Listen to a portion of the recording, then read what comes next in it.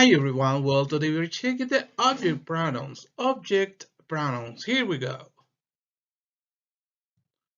Well, first we have subject pronouns, okay? And for each subject pronoun we have an object pronoun. Let's start. For I we have the object pronoun me. And the meaning is a me, okay? For you we have the object pronoun you. And the meaning is a ti, a usted, or a ustedes. For the subject pronoun we have the object pronoun us, that means a nosotros, a nosotras. For they, the object pronoun is them, that means a ellos, a ellas. For he, we have the object pronoun him, that means a él. And for she, we have the object pronoun her, that means a ella. And finally, sorry, for it, we have the object pronoun it, that means a eso, okay? An object pronoun replaces a noun that is the object of a verb in a sentence, okay? An object pronoun replaces a noun that is the object of a verb in a sentence. Let's check the examples.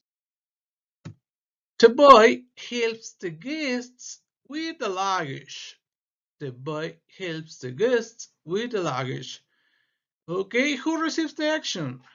The guests. They are helped by the boy, so the boy helps them with the luggage. The boy helps them with the luggage. Number 2. The boy drives the car.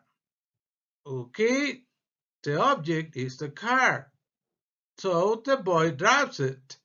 The boy drives it. Let's see, the woman hugs the boy. The one who receives the action is the boy, so the object pronoun is the woman hugs him. The woman hugs him. Let's go with the next. The students hug the teacher. The students hug the teacher. The teacher receives the action. The students hug her. Okay. This example is, my son calls the family every week. Who receives the action? The family. I mean, all my family members. So, my son calls us every week. My son calls us every week. Muy bien, chicos, pues es así como se usan los object pronouns. Espero les haya quedado claro. Si tienen alguna duda, ya saben, no olviden dejarme sus comentarios, ¿ok? Nos vemos en el próximo video. Hasta la vista.